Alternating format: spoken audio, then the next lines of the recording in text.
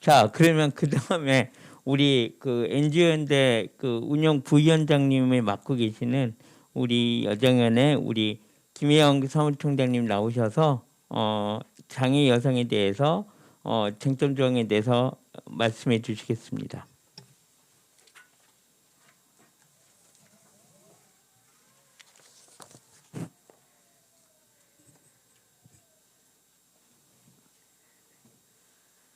네, 안녕하십니까. 한국여성장애인연합 김혜영입니다. 반갑습니다. 이 시간에는 제6조 그 장애 여성 조항에 대한 쟁점사항 중심으로 4가지 이슈를 중심으로 해서 말씀을 드리려고 합니다. 먼저 첫 번째 이슈는 성인지적 장애인 정책의 부재입니다.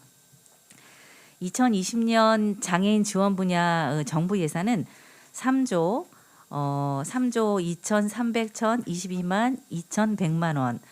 이 중에서 그 장애 여성 지원 예산은 0.84%로요. 전년 대비 오히려 2,800만 원이 줄어들었습니다.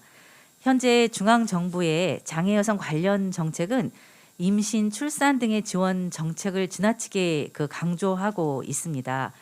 그 아동 청소년기, 장년기, 노년기 등의 장애 여성에 대한 어려움은 간과하고 있습니다. 이 장기적인 장애 여성 정책을 구현하기 위해서는 성인지적 관점을 기초한 그 장애 여성에 관한 통계 자료의 구축이 선행되어야 하는데 3년마다 실시되는 장애인 실태조사에서 이러한 부분들이 일부 문항만 장애 여성을 분류하고 있는 그러한 상황입니다. 이런 이슈에 대한 권고를 위한 질문 사항은 성인지적 관점에 기초한 장애 여성 정책의 접근 방식을 임신, 출산 지원 중심의 가족 지원에서 장애 여성 당사자 지원으로 전환해 그 장애 여성의 권익 보호 및 역량 강화를 위한 중장기적이고 실효적인 정책 방안에 대한 구체적인 그러한 설명이 필요합니다. 또 두 번째로는 성인지적 관점의 장애 여성 정책 환경 마련을 위해서 주기적인 장애 여성 통계 구축을 위한 조치에 대한 설명도 필요합니다. 두 번째 이슈는 계획조차 없는 장애 여성의 고용 확대 문제입니다.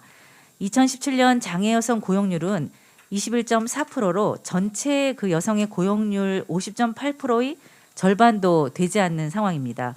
또한 장애 여성의 실업률은 7.4%인데 이는 그 장애 남성의 실업률 6.3%보다도 높고요.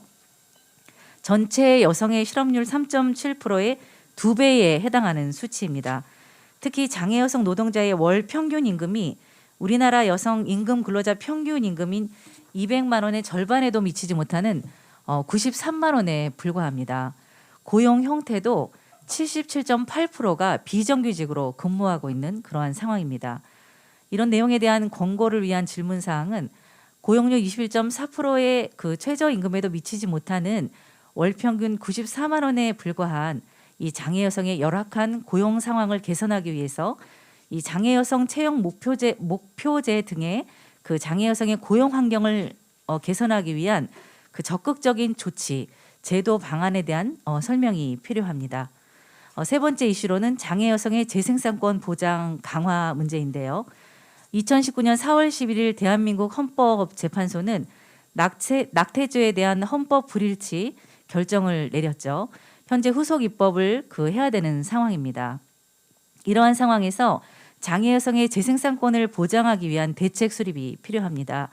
후속 입법 과정에서 장애인과 장애인 단체의 참여가 보장이 되어야 되고요. 장애인 의사의 반환은 인공 임신 중절을 막을 수 있는 대책이 필요합니다. 이 사항에 대한 권고를 위한 질문 사항은요. 낙태죄 폐지 이후 후속 입법 과정에서 장애인의 재생산권 보장과 의사의 반환은 인공 임신 중절을 막기 위한 법률적인 근거를 갖고 있는가, 또 후속 입법 과정에서 장애인의 참여를 어떻게 보장할 것인가에 대한 설명이 필요합니다. 마지막 그 이슈 네 번째 사항은 만연하는 장애 여성 폭력, 또 대응하지 못하는 국가 정책에 관한 내용인데요. 남성 배우자에 의한 여성 장애인 가구 내 폭력은 2013년 기준으로 약 30%, 30% 정도에 해당을 하고요. 10가구 중에서 3가족이 가정폭력을 경험하고 있습니다.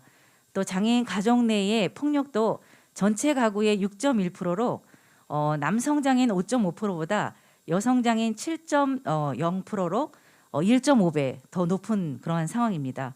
또한 2017년 기준으로 전체 성폭력 상담 건수가 11만 1,123건으로 장애인 상담은 24,606건으로 전체의 21.1% 수준입니다. 2017년 기준으로 장애인 성폭력 피해자는 총 3,270명에 달하고 있습니다. 그럼에도 2017년 기준으로 현재 장애인 성폭력 상담소는 전국 성폭력 상담소 167개소의 14.4%인 24개소, 또 장애인 성폭력 피해자 보호시설은 전국 성폭력 피해자 보호시설 30개소 중에 단 10개소, 33.3%에 불과합니다. 여기에서 또한 문제가 되는 것이 서울시에는 장애인 성폭력 피해자 보호시설이 없습니다. 특히 장애 여성의 경우에는 이동의 어려움 등의 문제로 거주지 근처에 보호시설이 필요합니다. 서울시에는 피해자 보호시설이 없기 때문에 피해자를 그 보호시설 연계하는 경우 가장 가까운 경기도로 연계를 해야 되는데요. 경기도에는 한 개의 성폭력 피해자 보호시설과 또 한 개의 특별 지원 시설 단 2곳뿐이라 연계에 대한 어려움이 많습니다. 또한 가정폭력 피해자들을 위한 그 상담소 4개소와 피해자 보호시설 2개소밖에는 없습니다. 상담은 그렇다고 치더라도 지역적으로 피해자 보호시설이 설치되어 있지 않아서 입소 자체가 지금 불가능한 상황이고요. 비장애인 그 시설이 있지만 장애가 있다고 해서 또 지적 능력이 부족하다고 해서 또 일상생활에 불가능하다고 해서 입소 자체를 거부하고 있습니다. 이 현장에서 물론 피해자 구제를 위해서 겪는 활동가들의 어려움이 크죠. 비장애인 활동가들은 장애인에 대한 이해가 부족하기 때문에 그런 부분이 큰데, 그러함에 정부의 피해자 보호시설에 대한 확대와 설치가 반드시 필요합니다. 또 이 피해자들의 자활과 독립생활을 유지하기 위해서는 교육기관, 시설 등을 설치해서 전담할 수 있도록 해야 되고요. 입소 기간을 2년에서 4년보다는 더 장기적인 기간으로 늘려야 하겠습니다. 또 장애인의 자립생활 훈련을 위해서도 더 많은 시간이 소요되기 때문에 반드시 이런 부분이 필요하겠습니다. 이러한 내용에 대한 공고를 위한 질문 사항은 장애 여성에 대한 폭력 피해 실태를 파악하기 위한 그 통계 생산을 바탕으로 한 장애 여성 폭력 피해 피해자들을 보호하는 특화된 전담 보호시설의 운영과 또 사후 자립 지원에 대한 대책을 어떻게 마련하고 있는지, 이런 부분에 대한 구체적인 대안에 대한 설명이 공고를 위한 질문 사항에 반드시 필요하겠습니다. 네, 이렇게 4가지 이슈에 대한 내용으로 6조 장애 여성에 대한 그 쟁점 사항 이슈 중심으로 말씀을 드렸는데요. 오늘 참석해 주신 우리 두 분의 장애인 권리 위원 두 분께 이 내용을 바탕으로 해서 유용한 피드백을 받기를 원합니다. 감사합니다.